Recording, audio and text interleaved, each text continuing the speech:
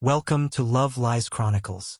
The moment I found out, I felt something inside me snap. Not just the kind of anger that makes your hands shake and your breath come short. No, this was something deeper, colder. A clarity that stripped away every illusion I had about my wife, about my marriage, about the life I thought I was living. I had been married to Lisa for 19 years. We weren't perfect, but we had built a life together, built a family. Our son, Jason, had just turned 18. A good kid. Smart, responsible, kind-hearted. And loyal. Loyal enough to have a best friend since childhood. Dylan. Dylan had been around our house so often over the years that he felt like part of the family. He and Jason met in the 3rd grade, instantly inseparable. They spent summers building treehouses in the backyard. Winters holed up in Jason's room playing video games. When they hit high school, Dylan started coming over even more. Sometimes he'd stay for dinner. Sometimes he'd crash on our couch after late study sessions. It never occurred to me, never even crossed my mind, that there could be anything wrong with that. Until I found out. It started as a feeling.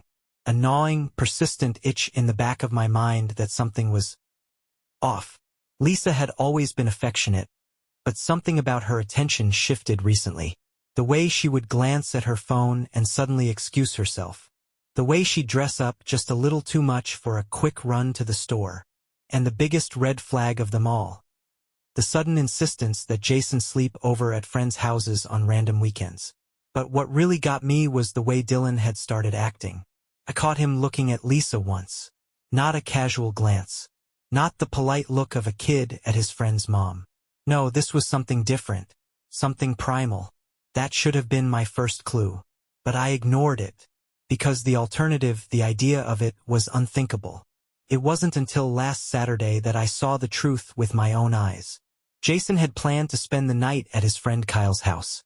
I thought about calling him, telling him to stay home, but that seemed ridiculous. What reason did I have? Just a gut feeling? Just the way Lisa had been acting strange? No, I needed proof. So I waited. I pretended to go to bed early. I listened. The house was quiet for a while. But then, just past midnight, I heard something. Footsteps. Soft. Careful. Then the unmistakable creak of the stairs. I moved silently, my heart pounding as I eased out of bed. I crept to the bedroom door and opened it just a sliver. And there she was. Lisa. Wearing a silk robe, her hair curled and perfect. Slipping out of our bedroom and padding barefoot down the hall. But it was where she was going that turned my stomach inside out. Jason's room. My son's best friend was staying the night. And my wife was sneaking in to see him. I wanted to be wrong. I needed to be wrong. So I followed. I crept through the hallway, moving as quietly as I could. Every part of me screamed to rush in, to kick the door down, to end whatever was about to happen before it could. But I didn't. I needed to see it. I needed to be absolutely sure. Through the thin crack in the door, I saw her. Lisa, standing by the bed, leaning over Dylan. And then, God help me, I saw him reach up and grab her waist. I saw him pull her down onto the bed. I heard the low, whispered laughter. And that's when I stopped seeing red. I saw black. I don't remember walking away. I don't remember going back into my room, closing the door, standing there in the darkness, shaking with so much rage I thought I would collapse. I could hear them. I could hear my wife with a boy she had known since he was 8 years old. I clenched my fists so tightly my nails dug into my palms. This wasn't just cheating. This wasn't just a betrayal. This was sick. I thought about storming in. About dragging Dylan out of that bed by his throat and watching the horror dawn in Lisa's eyes as she realized I knew. I imagined the look on Dylan's face when he saw just how much I wanted to destroy him. But no, that would be too easy. I needed to be smart. Because this required something more than rage. This required ruin. I lay in bed that night, staring at the ceiling, listening to the sounds of betrayal coming from my son's room, and I made a silent vow. Lisa and Dylan were going to pay, and I was going to make sure that karma was watching every second of it. The next morning I woke up early, or maybe I never really slept. My mind had been running at full speed all night, every nerve in my body buzzing with rage and the cold realization that my marriage, my family, had been a lie. Lisa and Dylan had no idea I knew. That was their first mistake. Their second mistake? Thinking they'd get away with it. I walked into the kitchen, keeping my expression neutral, my body moving on autopilot. Coffee, newspaper, the normal routine. I needed everything to feel normal. Because today was the day I started dismantling their lives. Lisa strolled in, stretching, her robe loosely tied. She looked refreshed, relaxed, disgusting. "Morning, babe," she said, giving me that easy smile, like nothing was wrong. I almost laughed. I stirred my coffee slowly, watching her from the corner of my eye. "Morning." I expected guilt in her eyes. Some hesitation. Something. But no. She was too damn comfortable, too damn sure of herself. And that's when I realized just how long this had been going on. She wasn't nervous. She wasn't afraid I'd find out. Because she thought I never would. She moved past me to grab a mug from the cabinet. "Jason have fun at Kyle's last night?" It took everything in me to keep my hand from tightening around the coffee spoon. This woman, my wife, my son's mother, lying to my face without hesitation. "Yeah," I said smoothly, keeping my voice even. "He had a great time." I didn't miss the flicker in her eyes. A slight twitch. That got to her. She turned, sipping her coffee, and I could tell she was checking my expression, trying to see if I suspected anything. I met her gaze and smiled, and that's when she relaxed again. Good. Let her think I was oblivious. Let her believe she still had control. It would make watching her world burn all the more satisfying. The setup begins. I left for work as usual, but instead of heading straight to the office, I made a call. "Hey, Jason," I said when my son picked up. "Still at Kyle's?" "Yeah. We were just grabbing breakfast." "What's up?" "Nothing much. Just thinking about getting the backyard cleaned up today. Figured you might want to invite Dylan over later to help out. Make a little extra cash." Jason laughed. "Yeah, man, that sounds good. He could use the money, with college and all." "College, right? Because Dylan had a bright future ahead of him. Didn't he?" "Not for long." "Sounds great, son. I'll see you later." I hung up and smiled. Let Dylan come waltzing back into my house, thinking everything was fine. Let him stand in front of me with no idea that I knew exactly what kind of snake he was. Let him think I wasn't about to bury him. The plan takes shape. I took the rest of the morning off work to handle the first part of my revenge. Step 1. Secure evidence. This wasn't going to be just a petty outburst. This was going to be calculated, precise. A strike so perfect, so absolute, that there wouldn't be any coming back from it. I called a private investigator. A real one. Someone who specialized in domestic cases, gathering irrefutable proof for divorce proceedings. I gave him everything I knew. The nights Lisa conveniently sent Jason away. The times Dylan had been over. I even mentioned last night because I had checked the security cameras after they were done. Yes, the security cameras. Lisa must have thought I was an idiot, that I had forgotten I had installed cameras throughout the house last year. Most were for security reasons, an extra layer of protection after a break-in scare. But they also happened to cover key areas of the house, like the hallway leading to Jason's room. I had all the footage I needed. Lisa sneaking in, Dylan waiting for her, the door closing behind them. The video didn't show what happened inside, but it didn't have to. The implication alone was enough to destroy them. The first strike, Jason's loyalty. By the time Jason and Dylan got home later that afternoon, I had already put the next phase into motion. I played it cool, handing them some gloves and a rake. "Yard's a mess, boys. Get to work, and I'll grab us some beers after." Jason grinned. "You got it, Dad." Dylan smiled too. The audacity. For a moment, I almost lost it. Almost grabbed him by the collar and shoved him into the dirt where he belonged. But no, that wasn't how this was going to play out. I needed Jason to see it first, to see what kind of betrayal had happened right under his nose. So while they were working, I went inside and grabbed my laptop. I transferred the footage to a USB drive. Then I waited. I waited until Dylan left for the night, until it was just Jason and me sitting in the living room, drinking a couple of beers, watching some random game on TV.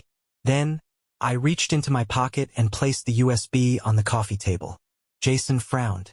"What's this?" I took a slow sip of beer, my pulse steady. "I need you to watch it." Jason picked it up and plugged it into his laptop. His confusion deepened as he clicked on the file. And then, the color drained from his face. The video played in silence. Lisa, his mother, walking into his best friend's room in the middle of the night. Jason's hands trembled. "What the hell is this?" My jaw clenched. "It's exactly what it looks like." His breath came fast, hard. His hands curled into fists. "No," he whispered. "No. She wouldn't. Dylan wouldn't." I let him sit with it. Let him absorb it. Let it sink into his bones. And then I delivered the final blow. "They've been doing this for a while, son," I said, my voice heavy. "And they thought you'd never find out." Jason's face twisted, something dark and broken flashing through his eyes. I leaned forward, my voice calm and firm. "You ready to make them pay?" Jason looked at me, his jaw tight, his breath uneven. Then finally he nodded. And just like that, the war had begun. Jason sat there, breathing hard, his fists clenched so tightly his knuckles turned white. The weight of betrayal had settled onto his shoulders, and I could see the war raging in his mind. His best friend, his mother, his entire world had just collapsed. And now it was time to bury them both. I leaned forward, my voice calm but firm. "We're not going to lash out. We're not going to do anything reckless. We're going to destroy them the right way." Jason swallowed hard, his eyes still locked onto the screen where the frozen image of his mother in that damn silk robe haunted him. "How?" he asked, his voice hoarse. I took a slow breath, already knowing exactly what needed to happen. "We take everything from them, their reputation, their dignity, their future." Jason exhaled shakily. "What do you need me to do?" A proud, bitter smile tugged at my lips. He was my son. And now he was on my side. Step 1, exposure.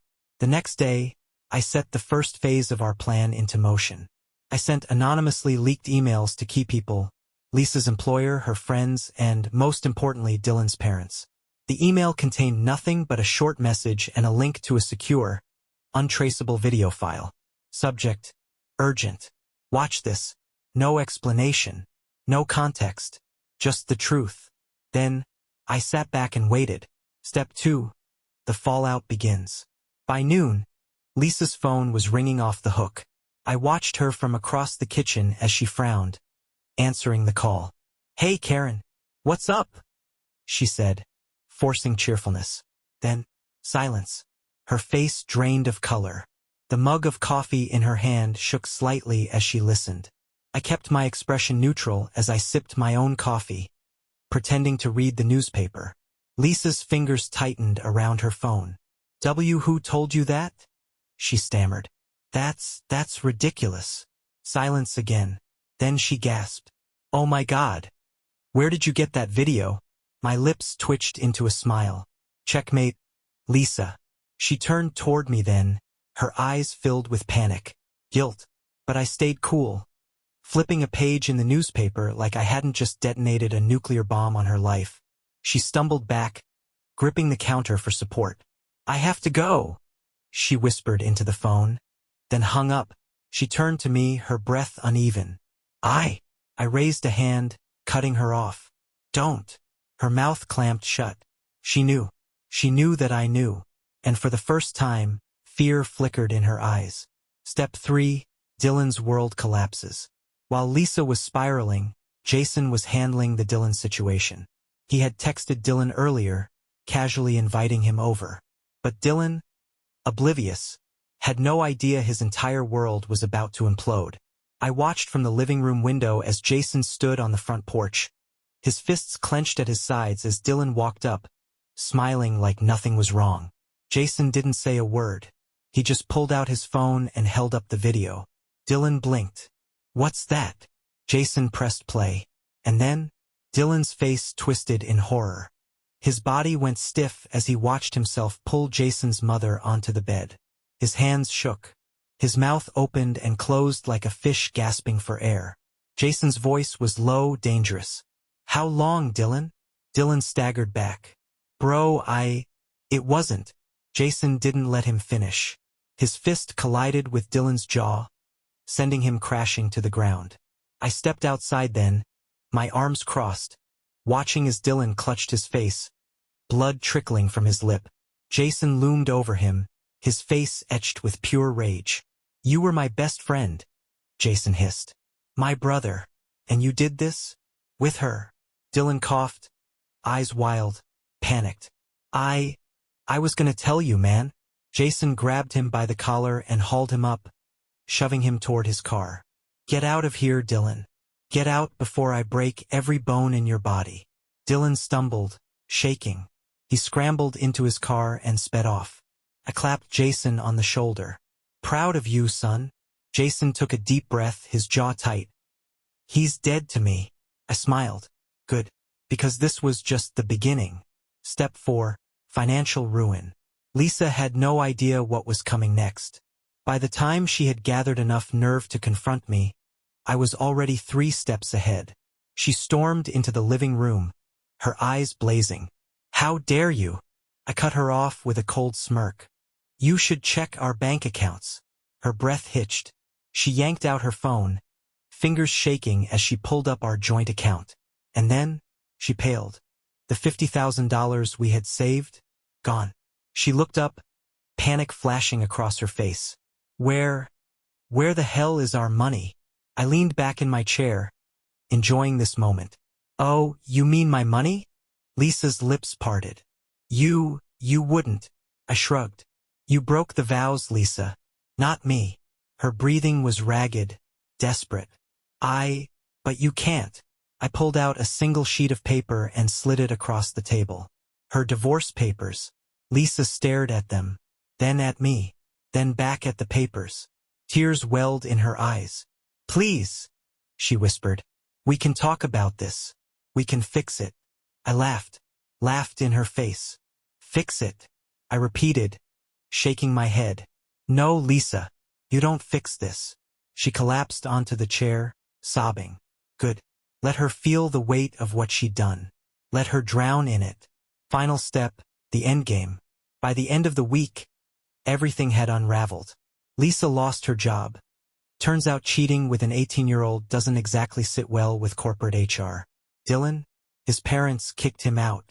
Jason, he never spoke to either of them again. And me, I walked away with everything. The house, the money, my dignity. Lisa begged for another chance. Dylan tried to apologize. I ignored them both, because karma had already done its job. And I had never felt better. Lisa had always been good at talking her way out of things. She had a silver tongue, a gift for spinning situations in her favor. It's probably how she thought she could keep 2 separate lives. One as my wife, the other as a disgusting predator sneaking around with an 18-year-old boy. But not this time.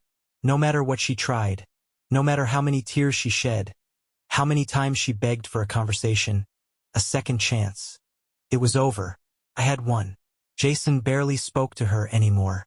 Her own son wouldn't even look at her. And Dylan? Well, Dylan was done.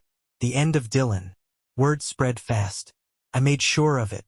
The video footage had made its way into Dylan's school network. I never planned for it to get that far, but I wasn't about to stop it, either. When the other students found out, Dylan became a walking joke.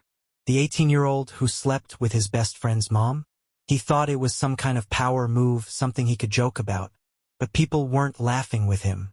They were laughing at him. Girls at school avoided him like the plague. The guys in his circle stopped inviting him out. They didn't trust him anymore. And teachers?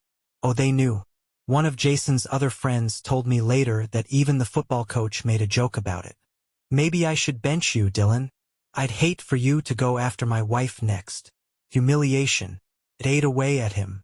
By the time graduation rolled around, Dylan was a ghost. He skipped prom.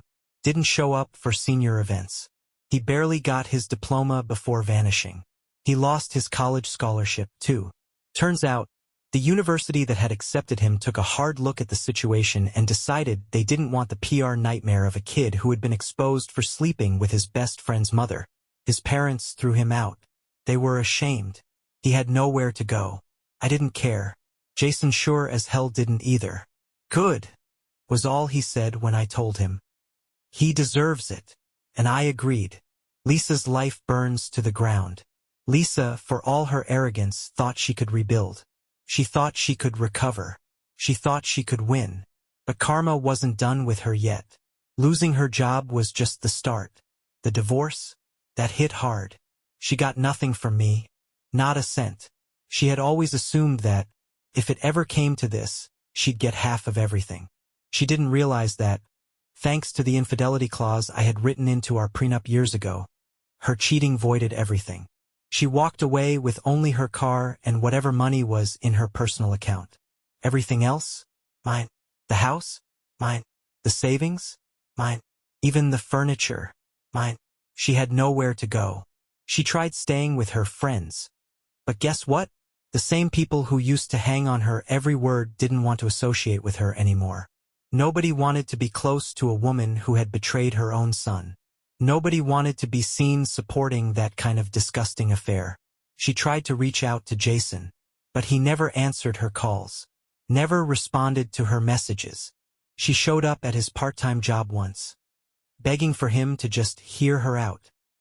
He looked her in the eyes and said, "You're dead to me." She broke right there, collapsed in the middle of the parking lot, sobbing. And my son? He just walked away. The last time I saw her. A month later, I got a text from an unknown number. Lisa. It was a long message, some rambling apology mixed with self-pity. How she had made a mistake. How she didn't know what she was thinking. How she had lost everything.